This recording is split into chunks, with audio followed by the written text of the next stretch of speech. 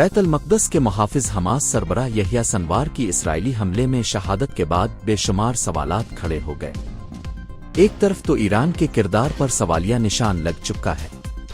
حزب اللہ کی سربراہ حسن نصر اللہ کے شہادت کے بعد یحییٰ سنوار کی شہادت کے بعد بھی چیماگوئیاں کی جا رہی ہیں کہ ان کی مخبری بھی ایران سے کی گئی۔ حماس سربراہ کی جانب سے ایران سے رابطہ کرنے کے فوری بعد انہیں اسرائیلی حملے میں نشانہ بنائے جانے پر بہت سے سوالات کو جنم دیا۔ خبریں یہ بھی ہیں کہ یحییٰ سنوار کے اسرائیلی یرغمالیوں کی واپسی اور اسرائیل سے مذاکرات سے متعلق اختلافات تھے، اور شاید یہی وجہ ہے کہ ان کی مخبری کر کے انہیں شہید کروا دیا گیا۔ اسرائیلی فوج کا کہنا ہے کہ یحییٰ سنوار کے بعد وہ حماس کے مزید رہنماؤں کو نشانہ بنائیں گے، لیکن اس وقت سوال یہ ہے کہ اکتوبر 2023 کے بعد سے یحییٰ سنوار غزہ میں مقیم اور محفوظ تھے، لیکن اچانک کیسے اسرائیلی فورسز نے انہیں گھیر کر شہید کر دیا؟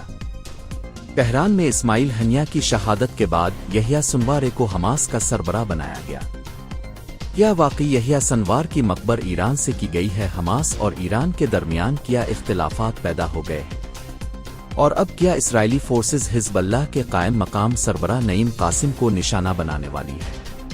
سیونی حکومت کی ایما پر اسرائیلی اور مغربی میڈیا کی جانب سے پروپیگنڈا کیا جاتا تھا کہ یحییٰ سنوار لاکھوں کروڑوں ڈالر مالیت کے اثاثوں کے مالک ہیں اور وہ اپنے ساتھ ہمیشہ پیسوں سے بھرا ہوا بریف کیس رکھتے ہیں، لیکن جب انہیں شہید کیا گیا اور سیونی فوج نے ان کے آخری لمحات کی ویڈیو جاری کی تو اس نے سیونی ریاست کے منہ پر کالک ٹھوک دی۔ یحییٰ سنوار حماس کے پہلے رہنما نہیں جنہیں اسرائیل نے نشانہ بنایا ہو۔ اس سے پہلے اسماعیل ہنیہ، شیخ احمد یاسین سمیت متعدد رہنما مارے جا چکے ہیں۔ سب سے پہلے ذکر کرتے ہیں حماس کے رہنما یحییٰ سنوار کون ہے۔ یحییٰ سنوار 61 برس کے تھے اور انہیں عرف عام میں ابو ابراہیم کے نام سے جانا جاتا تھا۔ وہ غزہ کی پٹی کے جنوب میں خان یونس کے ایک ناگزیر کیمپ میں پیدا ہوئے۔ ان کے والدین کا تعلق اسکلان سے تھا۔ انہیں النقبہ یعنی اسرائیل کے قیام کے نتیجے میں سن 1948 میں بڑے پیمانے پر جبراً اپنے آبائی علاقے چھوڑ کر ہجرت کرنی پڑی تھی۔ یحییٰ سنوار کو سن 1982 میں پہلی مرتبہ اسرائیل نے اس وقت گرفتار کیا تھا جب وہ 19 برس کے تھے۔ انہیں انتہا پسند سرگرمیوں میں ملوث ہونے کی پاداش میں سن 1985 میں دوبارہ گرفتار کیا گیا تھا۔ یہ وہ وقت تھا جب انہوں نے حماس کے ویل چیئر تک محدود بانی شیخ احمد یاسین کا اعتماد حاصل کر لیا تھا۔ اسی دور میں یحییٰ اور شیخ احمد یاسین کے درمیان نہ صرف قربت بڑھی بلکہ جب 2 سال بعد یعنی 1987 میں حماس کا قیام عمل میں آیا تو شیر احمد یاسین نے سنوار کو گروپ کا داخلی سیکیورٹی شعبے المجد کا چیف مقرر کر دیا۔ وہ صرف 25 سال کے تھے۔ 1988 میں یحییٰ سنوار نے مبینہ طور پر 2 اسرائیلی فوجیوں کے اغوا اور انہیں ہلاک کرنے کے منصوبہ بندی کی تھی۔ انہیں اسی سال گرفتار کیا گیا تھا اور اسرائیل میں انہیں 12 افراد کے قتل کے الزام میں 4 مرتبہ عمر قید کی سزا سنائی گئی تھی۔ یحییٰ سنوار نے سن 1988 سے سن 2011 تک یعنی لگ بھگ 22 سال اسرائیلی جیلوں میں گزارے۔ وہاں ان کا کچھ وقت قید تنہائی میں بھی گزرا۔ یہی وجہ تھی کہ وہ اسرائیلی اور اس کی فوج سے شدت تک نفرت کرتے تھے۔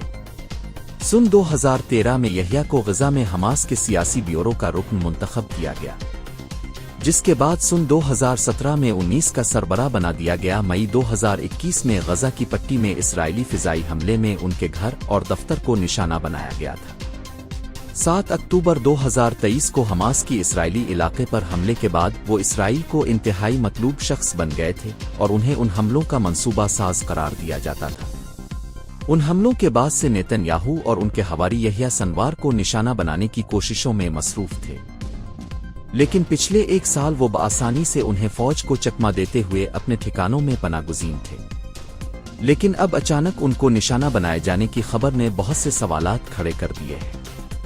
اسرائیلی فوج کا دعویٰ ہے کہ ایلیٹ کمانڈوز کی گاڑی معمول کی گشت پر تھی کہ اچانک انہوں نے جنوبی غزہ سے فوجی پر بھی پہنے 3 لوگوں کو ایک جانب جاتے ہوئے دیکھا۔ تینوں نے سیونی فورسز کو دیکھ کر پہلے تو ان پر گولیوں کی بوچھاڑ کر دی۔ جوابی کارروائی میں 2 لوگ موقع پر ہی جان سے گئے، جبکہ تیسرا زخمی ہونے کے بعد ایک بلڈنگ میں گھس گیا جسے وہاں نشانہ بنایا گیا۔ اب یہ تو اسرائیلی فوج کی جانب سے جاری کیا گیا بیان ہے، لیکن اس میں اتنے جھول ہیں کہ کوئی بھی ذی شعور اس پر یقین نہیں کر سکتا۔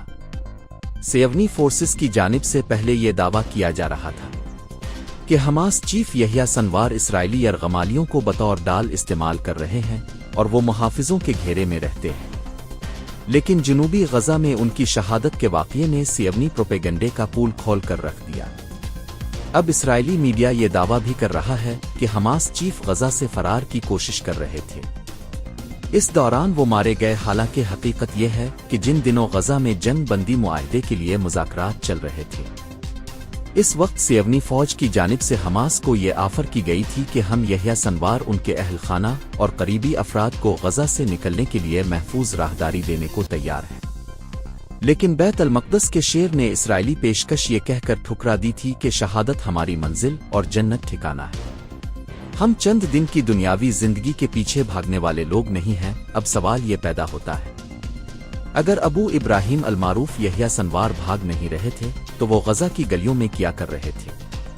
اس کا جواب یہ ہے کہ یحییٰ سنوار عملی طور پر غزہ کے جہاد میں شریک تھے، وہ خود اپنے مجاہدین کا حوصلہ بڑھانے اور اسرائیلی فوج کی نقل و حرکت کا جائزہ لینے کے لیے اپنے ٹھکانے سے نکل کر اطراف کا جائزہ لیا کرتے تھے، اور چند روز بعد اپنے ٹھکانے بھی بدلتے رہتے تھے۔ بدھ کو بھی یحییٰ سنوار اپنی کچر سے نکل کر جا رہے تھے کہ اسرائیلی فوج سے ان کی مٹ بیٹ ہو گئی، لیکن انہوں نے بھاگنے کے بجائے مقابلہ کرنے کو ترجیح دی۔ یحییٰ سنوار کے دونوں ساتھی شہید ہو گئے اور بہت زخمی تھے، لیکن اس حالت میں بھی وہ ایک تباہ شدہ عمارت میں گھس گئے۔ صہیونی فوج اتنے دہشت زدہ اور خوفزدہ تھی کہ وہ اس بلڈنگ میں گھسنے کی ہمت نہ کر سکی۔ اسرائیلی فورسز نے یہ جائزہ لینے کے لیے کہ اندر پناہ لینے والا شخص کون ہے، ایک ڈرون بلڈنگ میں بھیجا۔ بازو کٹنے اور شدید زخمی ہونے کے باوجود یحییٰ سنوار نے جب ڈرون کو دیکھا تو انہوں نے چھڑی مار کر ڈرون کو مار گرایا۔ ڈرون گرنے کے بعد صہیونی فوج نے یحییٰ سنوار کو مار ڈالا۔ اسرائیلی فوج غزہ کے شیر سے اتنی زیادہ خوفزدہ تھی، صہیونی فوجی لاش کا معائنہ کرنے کے لیے اندر جانے سے بھی خوفزدہ تھے۔ ڈرون سے بننے والی ویڈیو سے صہیونی حکام کو اندازہ ہوا کہ مارا جانے والا شخص حماس چیف ہے، لہذا اگلے روز اسرائیلی کمانڈوز کا دستہ خصوصی طور پر تل ابیب سے غزہ بھیجا گیا۔ یحییٰ سنوار کی لاش کو ممکنہ طور پر بارودی مواد کی موجودگی کی وجہ سے اس مقام سے تو نہیں ہٹایا گیا، تاہم ان کی ایک انگلی کاٹ کر اسرائیل بھیجی گئی تاکہ ڈی این اے سے تجزیہ کیا جا سکے۔ جمعہ کی رات کو یہ تصدیق ہو گئی کہ اسرائیلی حملے میں شہید ہونے والا شخص حماس سربراہ یحییٰ سنوار ہی ہے۔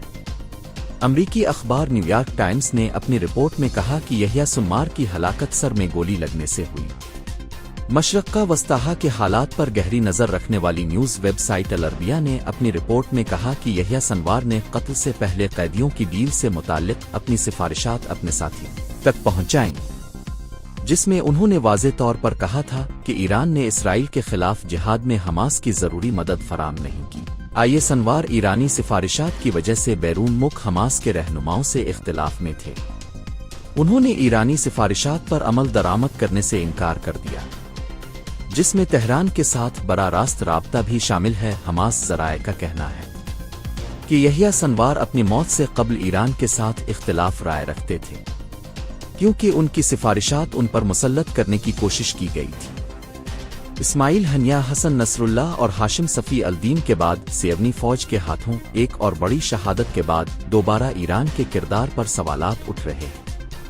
کچھ لوگوں کا دعویٰ ہے کہ ایران کی بات ماننے سے انکار کرنے پر تہران سے مخبری کی گئی تھی کہ یحییٰ سنوار اس علاقے میں روپوش ہیں۔ پچھلے کچھ دنوں سے صہیونی فوج نے اس علاقے کو سرکل کرنے کے بعد وہاں ناکہ بندی کر رکھی تھی۔ جیسے یحییٰ سنوار اپنا ٹھکانے سے باہر نکلے، اسرائیلی آرمی نے مڈ بیٹ کے بعد انہیں نشانہ بنا دیا۔ صہیونی فوج نے سنوار کے بعد ان کے بھائی محمد سنوار سمیت حماس کے سرکردہ رہنماؤں کو نشانہ بنانے کا اعلان کر دیا ہے۔ سابق حماس چیف کے بھائی محمد سنوار کو غزہ کی سرنگوں کا انجینئر سمجھا جاتا ہے، کیونکہ اس نے پٹی میں زیر زمین سرنگوں کے نیٹ ورک کی تعمیر کے لیے سب سے بڑے منصوبوں پر عمل درآمد کیا تھا۔ انہیں حماس تحریک کی قیادت میں اپنے بھائی کا ممکنہ جانشین بھی سمجھا جاتا ہے۔ یحییٰ سنوار حماس کے کوئی پہلے رہنما نہیں جنہیں اسرائیلی فوج نے ٹارگٹ کر کے شہید کیا ہے۔ ان سے پچھلے تقریباً تمام سربراہان اور ٹاپ کمانڈر مصر کے حملوں میں شہید ہوئے ہیں۔ جب مولوی احمد یاسین نے سن 1987 میں حماس کی بنیاد رکھی، اس وقت صرف خالد مشعل واحد حماس چیف ہے۔